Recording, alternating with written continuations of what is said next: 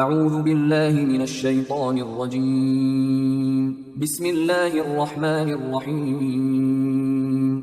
سورہ حاقہ آیات نمبر 25 تا 52۔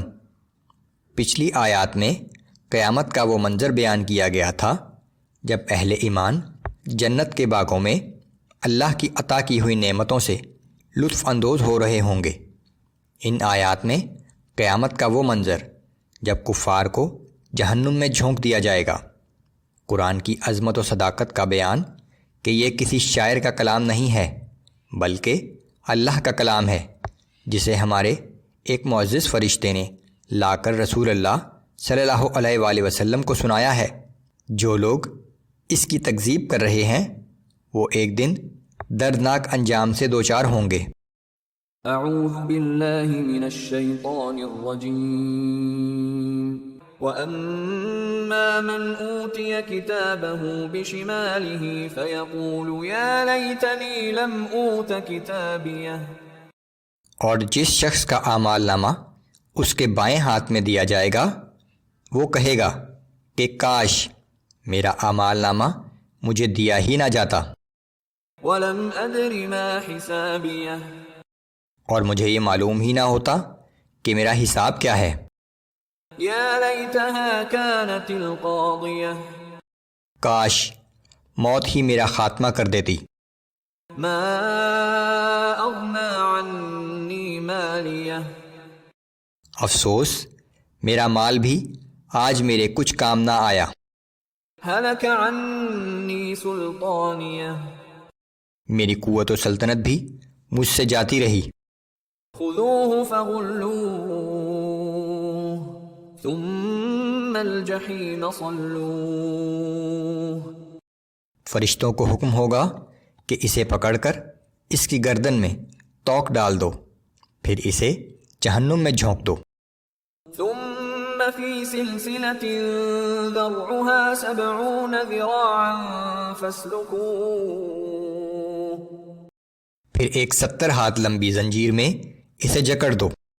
انہ کان لا یؤمن باللہ العظیم ولا یحض علی طعام المسکین،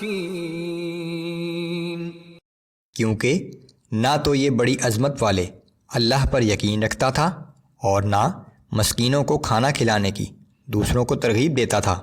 مسکینوں کو خود کھانا کھلانا تو بہت دور کی بات ہے۔ فلیس له اليوم ہاہنا حمیم ولا طعام الا من غسلین لا یأکلہ الا الخاطئون۔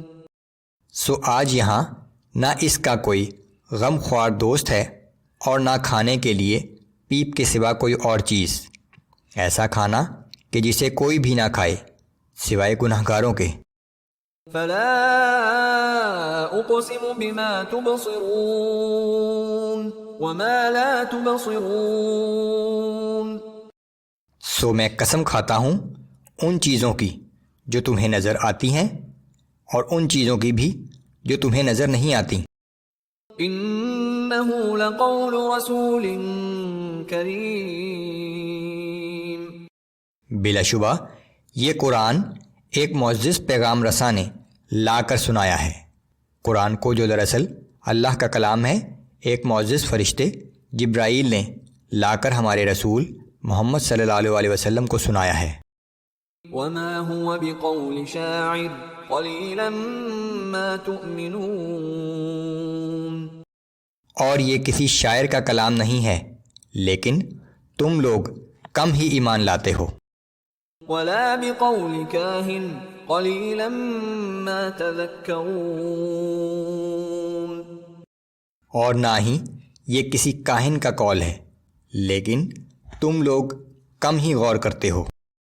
تنزیل من رب العالمین، یہ تو رب العالمین کی طرف سے نازل کیا گیا کلام ہے۔ وَلَوْ تَقَوَّلَ عَلَيْنَا بَعْضَ الْأَقَاوِيلِ لَأَخَذْنَا مِنْهُ بِالْيَمِينِ ثُمَّ لَقَطَعْنَا مِنْهُ الْوَتِينَ۔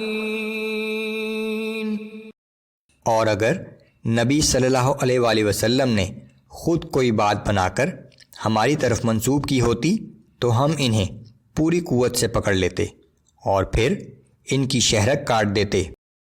فما منكم من احد عنه حاجزين، پھر تم میں سے کوئی بھی ہمیں اس کام سے روکنے والا نہ ہوتا۔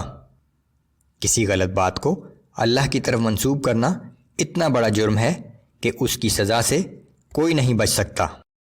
وَإِنَّهُ لَتَذْكِرَةٌ لِّلْمُتَّقِينَ، بلا شبہ یہ قرآن پرہیزگاروں کے لیے سراسر نصیحت ہے۔ وَإِنَّا لَنَعْلَمُ أَنَّ مِنكُم مُّكَذِّبِينَ، اور ہم خوب جانتے ہیں کہ تم میں سے کچھ لوگ اس قرآن کو جھٹلانے والے بھی ہیں۔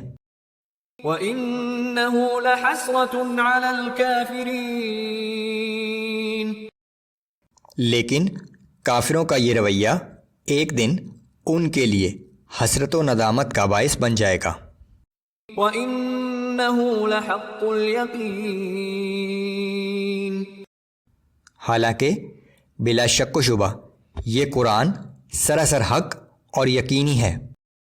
فَسَبِّحْ بِاسْمِ رَبِّكَ الْعَظِيمِ، سو اے نبی صلی اللہ علیہ وآلہ وسلم، آپ اپنے رب کے نام کی تسبیح کرتے رہیں جو بہت عظمت والا ہے۔